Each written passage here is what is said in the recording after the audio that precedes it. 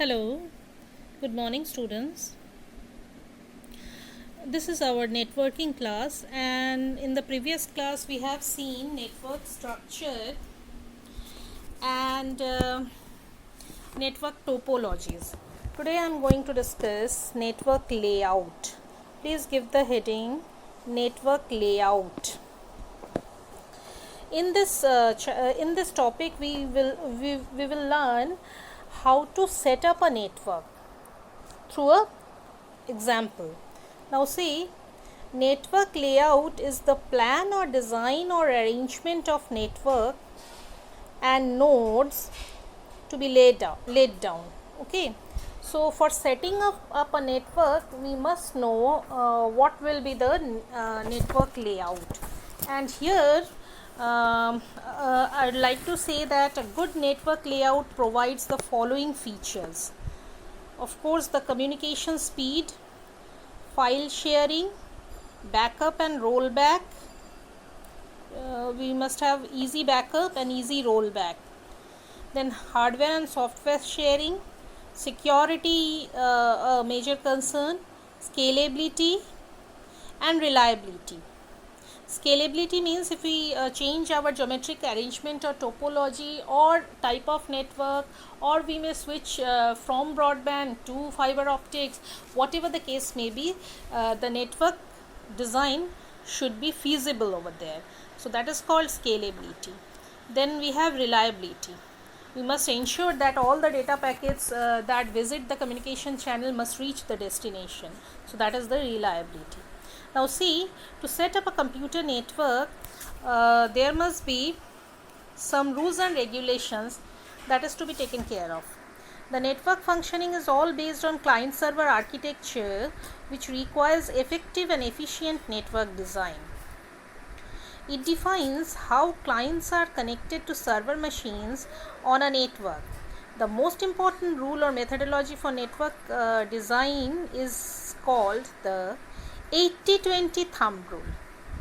What this rule states? This rule states that in a well organized and designed network, 80% of the traffic on a given network segment is local, that is destined for a destination in the same work group, and not more than 20% of the network traffic should move across the backbone. What is a backbone? It is a network which violates this 80-20 rule leads to network congestion and traffic jams. Network traffic, of course. Keeping the above rule in mind, let us understand how to set up our network layout. Let us proceed. Now, how to decide effective network layout? Whenever you are going to design a network layout, you must keep two things in mind: the cost of installation and the maintenance cost of your network. So here your network must be of your network layout must be of shortest cable length, and it should fulfill all the network requirements. So the major things that you must understand is the shortest cable length, the installation cost, and the maintenance cost. These are the three things you should be very careful about. Now we'll see how to decide network layout. One example, by giving one example. I'm reading this. It will be better if you draw this diagram in your copy. So here a company called Freya Tech Corporation, FTC, is a professional consultancy company. The company is planning to set up their new offices in India with its hub at Udaipur. As a network advisor, you have to understand their requirement and suggest them the best network layout. One 4 marks question is coming from this portion, identifying the network layout properly, and 4 marks will be given for this question in your board examination. Always this question will come, so please understand this question properly. See, physical location of the blocks of FTC is given Here human resource block, conference block and finance block is given, and the block to block distance in meter is also given. That is from human resource block to conference block, the distance is 110 meter. From human resource block to finance block, the distance is 40 meter, and from conference room to finance block is 80 meter. So how to decide? Now see, one more thing, block to block distance is also given over here. This is given, and so we will see the cable length. If we are connecting human resource department to conference department, and then the conference department is to be connected by finance department via LAN cables, then we have 110 plus 80 meter, 190 meter long cable is required. For the second case, to connect conference to finance and finance to human resource, 80 plus 40, 120 meter cable length is required. And for the third case, finance to human resource and human resource to conference, if we connect, we will be having 40 plus 110, 150 meter cable length. So the option that we will choose will be the second one, because it requires the smallest cable length, 120 meters. So the best cable layout will be the second option. So moreover, all can be arranged in round robin manner, and ring topology will be discarded as it will increase the cable length. So we will connect conference to finance and finance to human resource. Let us proceed. We will suggest this layout. Here the best layout is B, finance to conference and finance to human resource, as it required minimum cable length, and tree topology must be used, because due to only 3 blocks are here, so this topology will work well. This is the topology that will work well. Okay, fine. Coming to the next one, expected number of computers. How to decide server location, where to place the server. Now see, there are several devices that you should be placed somewhere in your network layout, such as where to put the server, where to put the hub or switch, where to put the modem, where to put the repeater, where to put the router, and the best cable that you will use, best connecting technique you'll use. So some tips I'm giving over here. For example, if you are using server for location of server, you must be careful about that large number of computers are the building. You have to place your server to the building where large number of computers are there. Most number of computers are there, that building will be suitable for placing a server. Hub or switch is to be installed in each of the buildings. Modem should be in the server room. Repeaters should be used if the distance is greater than 70 meter. It regenerates the data and voice signals. If you have to place the router, when one LAN is required to be connected to the other LAN, then you have to place the router. Best cable you'll use will be twisted pair, Ethernet cable or coaxial cable when the distance are in meters, but for large distances you should use fiber optics cable.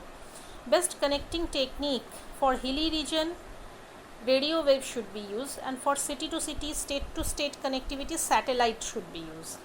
So these are few tips that you should be kept in mind, where to place which devices.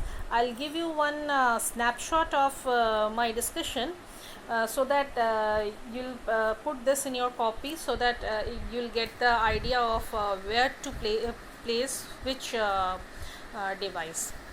So these are some of the tips to solve technical questions based on networking. Server should be placed in the building where the number of computers is maximum.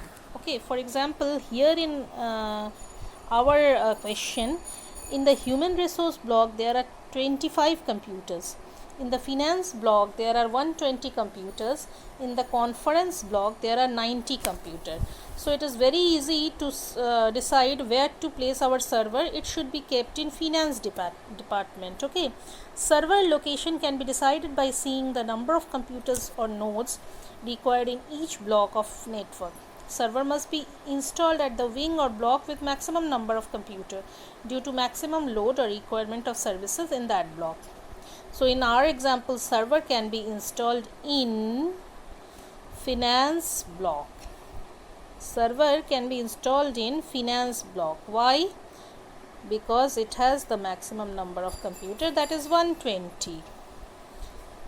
So I hope it is clear to you. Now we will decide how to decide repeater location. As I have told you, repeater, in case if the distance are greater than 70 meter, it regenerates data and voice signals. So where to place the repeater, that you have to try. So we need a repeater when the total length of a single span of network cable exceeds 100 meter. Okay, I have told you 70 meter. Actually today's repeaters are very much strong, so it can be given 100 meter. So beyond 100 meter you have to place a repeater. And then it is the case for twisted pair cable. If the network cable you are using is twisted pair, but if you are using coaxial cables, if the distance is beyond 500 meter, then you have to place a repeater. And in case of fiber optic cable, 100 to 100 kilometer distance, after that you have to place a repeater. So for different network layout cable, we can decide the repeater location based on the distance. And moreover, satellite link is required. Satellite link is required when network blocks or wings are too much far from each other, or where installation of cable is hard. Then you may use satellite link. For example, if the linkage is required via cities or metropolitan cities or countries, then you may use satellite link. Okay. For data security, we must install firewall. And for economic internet connection, dial-up internet connection would be preferred. But for speed, you should prefer internet broadband. Okay.